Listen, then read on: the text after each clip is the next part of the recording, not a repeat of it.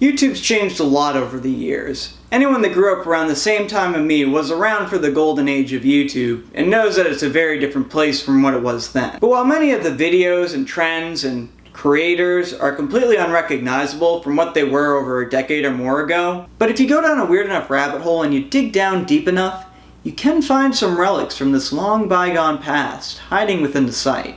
One of these relics is, of course, Kickassia. For those unfamiliar, Kickassia is the second anniversary special of Channel Awesome, a collective of YouTube channels featuring personalities that review different pieces of media.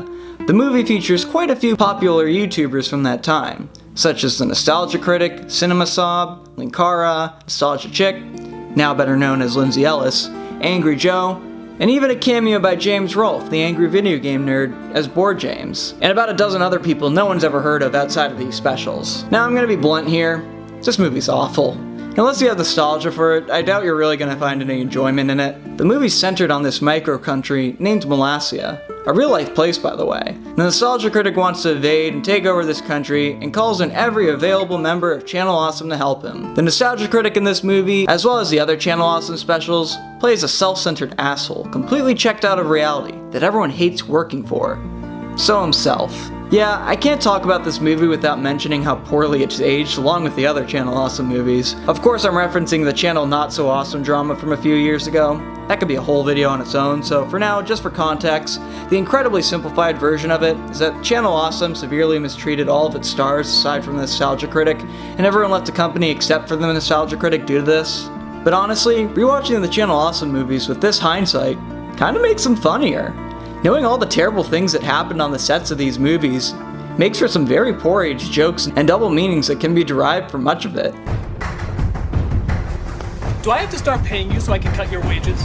Yeah, there's a lot like this. So many of these jokes really aged like milk. But anyway, back to Kickassia.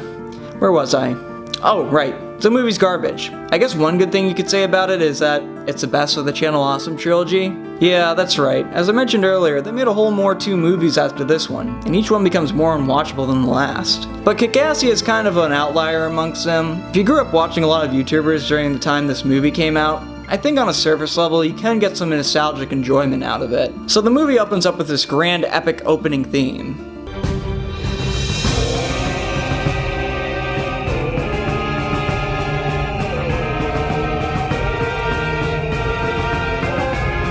That's honestly pretty awesome. Too bad it leads to the rest of the movie being a huge disappointment. The Nostalgia Critic decides to take over Kickassia with his fellow Channel Awesome members. They take over the country, rename it Kickassia. The Nostalgia Critic becomes the land's ruler and lets the power go to his head, until after a long, dragging plot, ultimately realizing he was wrong the whole time, and gives the land back to its original owner. But while the movie looks like it was shot on a tin can, I mean seriously, this is bad quality even for early YouTube. The plot drags on, the jokes are stupid, and the special effects are all done on Adobe Premiere, which could have been done better had a toddler edited them in. I kinda like it in a weird way. The movie's just such a product of its time, and it has a kind of charm that, to anyone who watched YouTube during this time, I think you'd be able to appreciate it. Kickassia is really an encapsulation of all things early YouTube. At the time, YouTube videos were crappy effects. Entire videos were centered around stupid jokes. Nerdy people like the reviewers in this movie did have a much larger space on the platform than they do now. And the movie's bombarded by the in-jokes of all the different personalities. Unless you watched every one of them, you wouldn't quite get what the joke was, but you knew that it was a little Easter egg for their viewers, just like so many channels at the time. And above all, the stupid premise of the movie is reminiscent of exactly the type of stupid videos that got posted to the site back then. I also wouldn't be being fair if I didn't say that some of the jokes are funny and it's so stupid you can't help but laugh away. I mean, hands down the funniest part of the movie is when Spoonie, playing an insane guy, another very poorly aged joke I might add, is cornered by the Nostalgia Critic and screams for somebody to help him. Santa! Jesus Christ! Santa Christ! Upon which Santa Christ appears just in the nick of time, only to accidentally be killed by the Nostalgia Critic. Then there's this long overblown joke that if all the reviewers just believe hard enough they can bring Santa Christ back to life, that lasts for almost 3 minutes, which of course fails.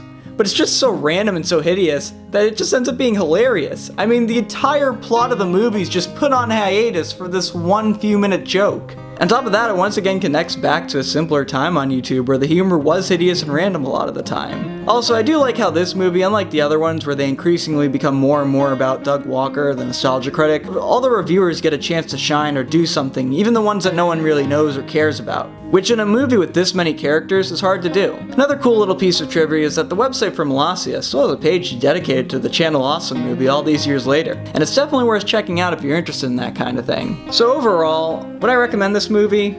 Hell no. Well, yes, it's the best of the Channel Awesome movies, it's still pretty terrible, and unless you grew up with these guys, you're not going to even have the slightest clue what's going on. But regardless, the movie is an interesting piece of its time, and it is really everything that YouTube was during those days, in one movie. And there's something kind of endearing about this movie despite all of its flaws. Just all these nerdy people coming together and making this thing. And I do like, once again, all the other critics kind of get a chance to shine through and, be themselves in this movie, which you don't really get in the other ones. Anyway, since nobody cares about YouTuber movies anymore, I decided I'm gonna make my own YouTuber movie. That's right, I'm gonna gather up all my friends and we're gonna... Yeah.